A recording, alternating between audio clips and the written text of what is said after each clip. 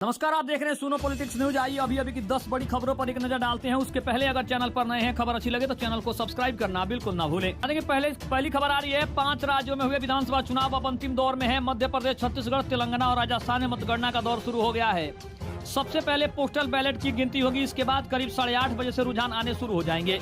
शुक्रवार को ही भारत निर्वाचन आयोग यानी ECI ने मिजोरम में मतगणना एक दिन आगे बढ़ा दी थी।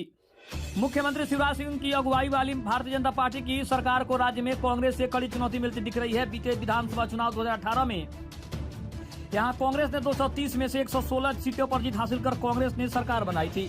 तब CM कमलनाथ को बनाया गया था। हालांकि 2020 में फ्लोर टेस्ट में फेल होने के बाद कमलनाथ सरकार गिर गई थी और भाजपा ने वापसी की थी।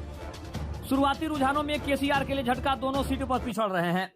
भारत राष्ट्र समिति के अध्यक्ष और तेलंगाना के मुख्यमंत्री के चंद्रशेखर राव की प्रतिष्ठा दांव पर लगी हुई है। अधिकांश एग्जिट पोल में उनकी पार्टी की हार दिख रही है। के चंद्रशेखर राव गजवेल विधानसभा सीट से चुनाव लड़ रहे हैं। वो लगातार तीसरी बार इस सीट से चुनाव मैदान में है। उन्होंने गजवेल से 2014 और 2018 का विधानसभा चुनाव में जीत हासिल की थी। MP, राजस्थान, छत्तीसगढ़ नतीजों से पहले बिहार में शुरू हुई लोकसभा की तैयारी RJD और BJP ने किया एक बड़ा काम।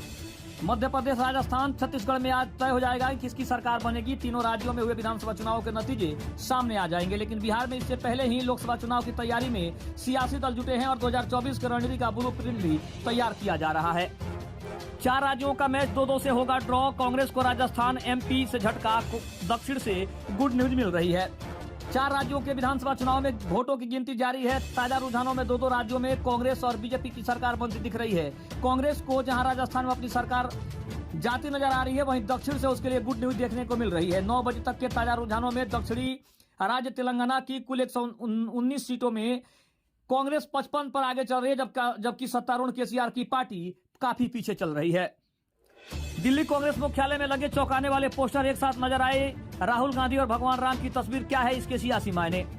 दिल्ली कांग्रेस मुख्यालय में राहुल गांधी और भगवान राम के एक साथ पोस्टर लगाए गए हैं और लिखा गया है कि जीत जाएंगे हम अगर तुम संग हो। इस पोस्टर में भगवान राम के अलावा सभी धर्मों के प्रतीक चिन्ह भी लगाए गए हैं। दिल्ली मुंबई एक्सप्रेसवे से जुड़ेगा जेवर एयरपोर्ट। यहां बन रहा इंटरचेंज। NHAI का बड़ा प्लान तैयार हो रहा है। शुरुआती रुझानों में छत्तीसगढ़ में कांग्रेस को बहुमत, BJP भी ज्यादा पीछे नहीं है। छत्तीसगढ़ सत्ताधारी पार्टी कांग्रेस और BJP में कांटे की टक्कर देखने को मिल रही है। वोटों की गिनती में शुरुआती रुझान में कांग्रेस आगे चल रही है। टीवी चैनल्स के मुताबिक 84 सीटों के रुझान आए हैं। उनमें से 46 में कांग्रेस तथा 37 में BJP आगे चल रही है। बिहार में ठंड के ढीले पड़ गए तेवर, चढ़ गया पारा। बेगूसराय में सांस लेना दुभर हुआ। AQI 448 के पार पहुंचा। राज्य के अधिकतर शहरों में इस साल लगातार सामान्य से अधिक न्यूनतम तापमान की स्थिति देखी जा रही है। पिछले 8 दिनों में तापमान में और तेजी से बढ़ोतरी हुई है। 24 नवंबर तक बिहार के जिन शहरों का तापमान सामान्य से 1 से 1.5 डिग्री तक अधिक था, अभी वहां न्यूनतम तापमान सामान्य से 8 डिग्री ऊपर पहुंच गया है। मोदी राज में कैसे बदला देश का सियासी नक्शा, जाने 2014 के बाद से सत्ता के संग्राम का गणित कैसे फिट हो रहा है।